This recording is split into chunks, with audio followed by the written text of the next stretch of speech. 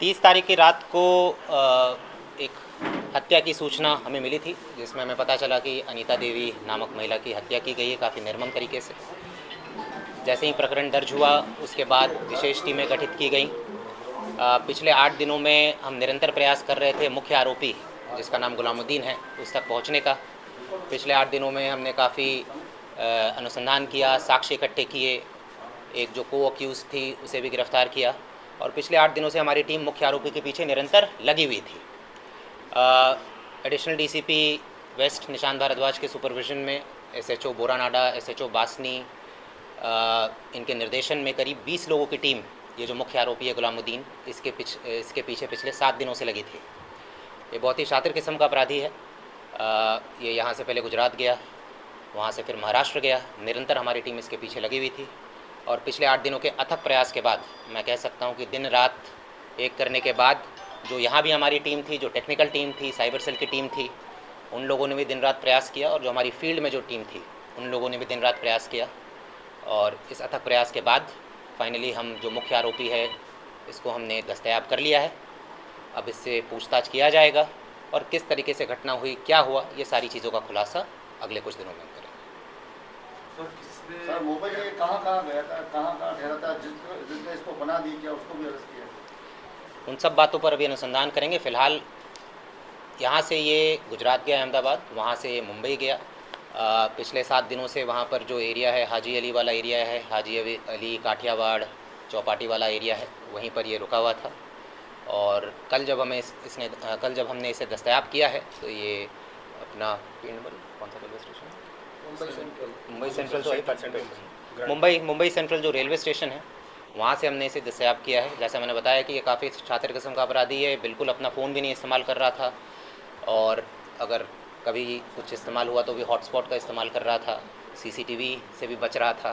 करीब 400 से 500 CCTV footage का हमने विश्लेषण किया है और निरंतर इसके पीछे टीम लगी रही और कल मुंबई सेंट्रल से इसे हमने दस्तयाबी किया है।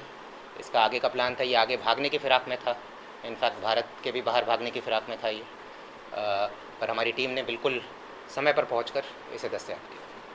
मुंबई सेंट्रल से कहीं जा रहा था ये सब टिकट नेपाल जाने की फ़िराक में था। हत्या का कारण कुछ सामने है? अभी ये सारा अनुसंधान का विषय अभी इसे लेकर आए हैं, अभी इसका पुलिस कस्टडी लेंगे हम और पूछताछ करेंगे।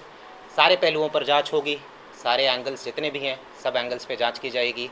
एडिशनल डीसीपी लेवल के अधिकारी डायरेक्ट हर चीज़, चाहे वो पूछताछ हो, चाहे वो अनुसंधान का सुपरविज़न हो, सारी चीज़ एडिशनल डीसीपी लेवल के अधिकारी करेंगे ताकि कोई भी पहलू छूटे नहीं और अनुसंधान में, पूछताछ में जो भी चीज़ें सामने आएंगी उसके अकॉर्डिंग विधि सम्मत कार्रवाई सुनिश्चित की जाएगी। सर क्या नेपाल के रास्ते पाकिस्तान जाने की बात है? नहीं, ऐसी कोई सूचना नहीं। सर एक अहम सवाल है कि कत्ल हुआ, क्या सबसे बड़ी चीज़ हो, क्या वो स्वीकार किया है, क्या ये हम अभी तुरंत लेकर आए हैं, आपकी उपस्थिति में अभी लेकर आए हैं, ठीक है। ये सारी चीज़ें किसने किया, कैसे किया, अभी तक ये मुख्य आरोपी है, सारी चीज़ें अभी पूछताछ के बाद ही स्पष्ट होंगी। कहाँ किया सर, कुछ बताइए, क्या नहीं हो? मैं फिर से एक बार रिपीट कर रहा हूँ आप सबके बेनिफिट के लिए, कैसे किया, कहाँ किया और कोई था नहीं था, क्या उद्देश्य था, ये सारी चीज़ें पूछताछ के बाद ही स्पष्ट होंगी। उसके पास गुलामुद्दीन को पकड़ने के लिए कितनी कॉल डिटेल्स, कितनी सीडीआर वगैरह निकाली गई, कितने लोगों को पूछताछ किया, गुलामुद्दीन तक पहुंचे आप? पिछले 7-8 दिनों से जैसे मैंने बताया कि हमारी टीम, पूरे जोधपुर कमिश्नरेट की टीम, वेस्ट ज़िले की टीम, ईस्ट ज़िले से भी हमने लोगों को लिया, पूरे कमिश्नरेट की टीम श्रीमान सीपी साहब के निर्देशन में काम कर रही थी। हमारी टेक्निकल टीम जो थी उसमें साइबर थाने के भी लोग थे, उसमें वेस्ट ज़िले के भी थे, ईस्ट ज़िले के भी थे। करीब मेरे ख्याल से 400 से 500 सीडीआर हमने विश्लेषण किया होगा। सीसीटीवीज़ का मैंने ऑलरेडी बोला कि अहमदाबाद, महाराष्ट्र, क्योंकि देखिए हम इसे ट्रेस कर रहे थे। अब ट्रेस करने का क्या तरीका होता है, मोबाइल ये इस्तेमाल कर नहीं रहा था, बहुत शातिर था, तो एक एक सीसीटीवी देखते थे, फिर आगे बढ़ते थे, फिर कहाँ कहाँ एग्जिट रूट्स हो सकते हैं वहाँ पर जाते थे, फिर सीसीटीवी देखते थे, फिर आगे बढ़ते थे। हमारी जो टीम है वहाँ पर जितने भी होटल्स है, धर्मशाला है, जहाँ भी रुक सकता था हर दिन वहाँ दबिश देते थे, टैक्सी वालों से बात करते थे, बस स्टैंड, रेलवे स्टेशन में जाकर बात करते थे। तो ये पूरा जो एक बेसिक जो ग्राउंड लेवल पर जो एक आसूचना इकट्ठा करके आगे बढ़ने वाला जो एक पूरी प्रक्रिया होती है, जो कोर पुलिसिंग जिसे कहते हैं, उसको इस्तेमाल करके हमारी टीम ने, करीब 20 लोगों की टीम जो इसके पीछे निरंतर लगी हुई थी, रात दिन लगी हुई थी, ठीक है। और काफ़ी टेक्निकल हमने इसमें टूल्स इस्तेमाल किए हैं। मैं बता नहीं सकता हूँ। बहुत टेक्निकल टूल्स इस्तेमाल किए, ग्राउंड लेवल पर काफ़ी मेहनत हुई है और इसमें लोकल टीम जहाँ जहाँ भी हम गए वहाँ लोकल टीम का भी हमने सपोर्ट लिया और इन सब के अथक प्रयास से ये मुमकिन हो पाया। सर, इसके ये बाद जो से फरार कुछ हुआ बरामद हुआ है सर, कुछ- लास्ट में जाके आपने कैसे इसको क्रैक किया? जैसा मैंने बताया, हमने काफ़ी टेक्निकल टूल्स इस्तेमाल किए।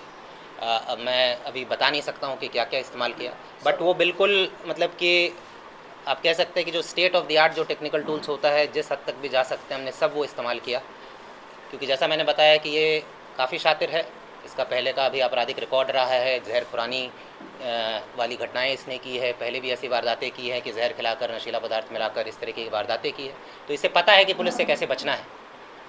तो इन सारी चीज़ों को ध्यान में रखते हुए जैसा मैंने बताया, जो भी टेक्निकल टूल्स हमारे पास उपलब्ध थे किसी को भी हमने नहीं छोड़ा और ग्राउंड लेवल पर जितनी मेहनत कर सकते थे वो की और 7-8 दिनों के बाद ये सर दस्तयाब। इसके पास सर, क्या ये बरामद हुआ है, कुछ बरामद? अभी ये सारी चीज़ें क्या बरामद हुआ क्या नहीं हुआ ये सब पूछताछ सर, ये फरार हुआ जब तक ये मोबाइल का उपयोग कर रहा था घटना के बाद, तब तक जोधपुर में कितने लोग हैं जो उससे टच में रहे हैं? क्या ऐसी कोई जानकारी, कितने लोग, नाम बोले मत बताइए सर, आप कम से कम संख्या। अभी हम कुछ इस विषय में कुछ नहीं बता सकते।